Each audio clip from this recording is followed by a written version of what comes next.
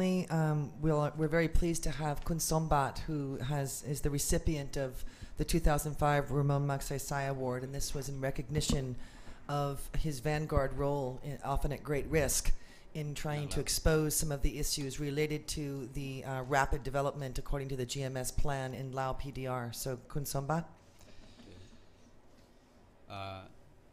You can say that Lao is fortunate that it started its development rather late in process. But also you look at it from the other point of view is that it's not a blessing, because when you study late, all your neighbors and the bigger countries are so powerful, so efficient in extracting whatever you have. By the time you blink your eyes, everything's gone in front of you already. My point I want to stress that now is that there's a linkage to whatever we do, and we oftentimes do not want to admit that that linkage exists, because it's more convenient to see things in compartmentalized. For example, resources can be converted to cash, and cash, if you don't have enough, you convert to credit, and you don't have enough credit, you get someone to guarantee it, and you don't have something to guarantee it, you go and buy the resource from other countries so that you have more credit.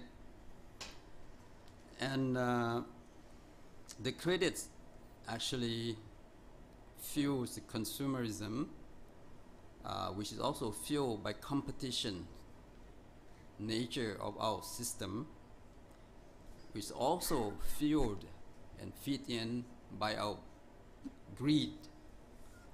And this pattern really are the criteria for gross national development product.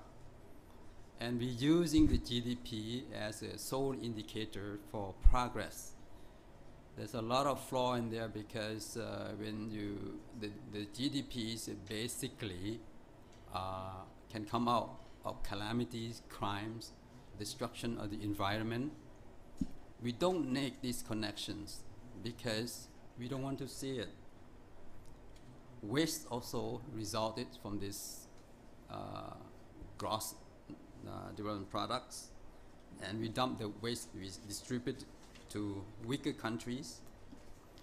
And the financial crisis is actually epitomized the fact that we live beyond our own credit.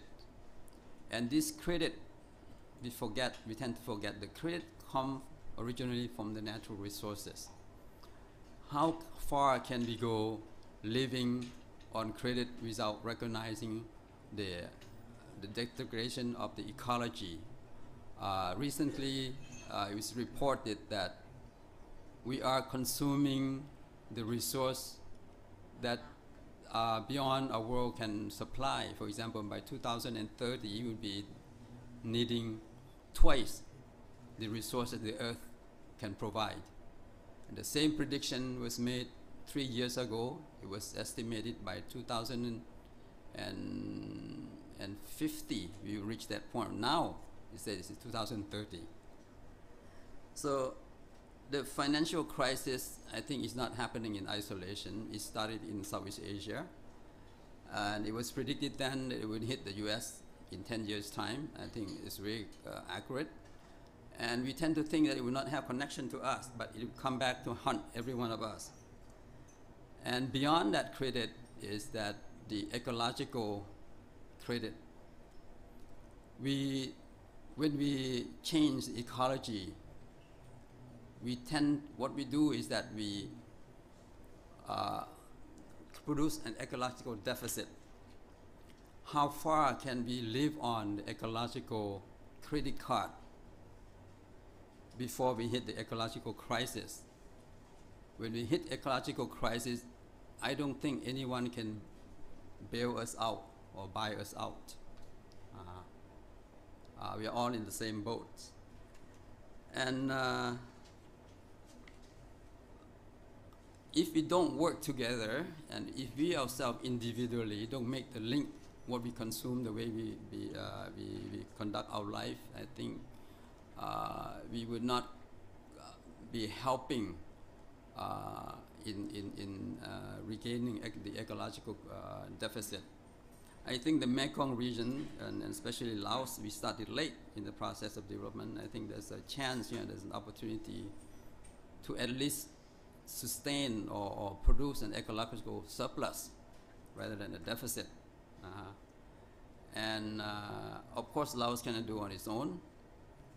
I think everyone would need to help, including the Lao people themselves.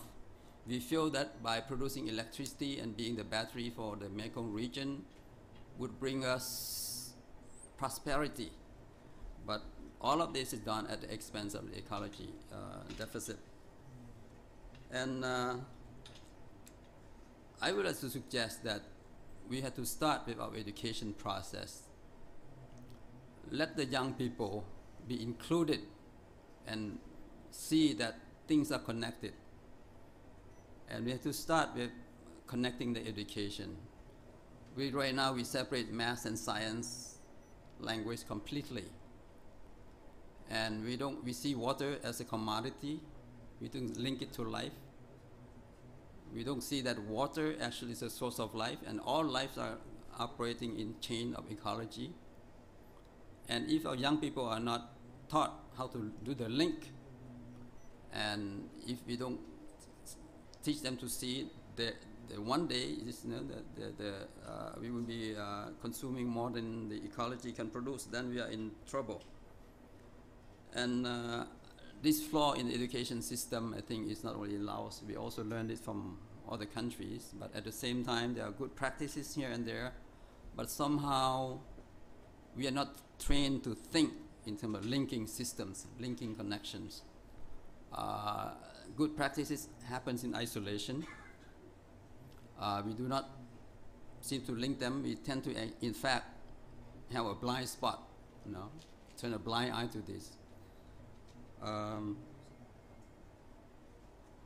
If we're going to continue to destroy the ecology at the expense of the future generations, I think we are also we are not, allowing them. We are not giving them rights to survive like we do, to live like we do. And therefore, I'd like to conclude that education, it should be for sustainable development, not education to get certification and have to pay for get certification.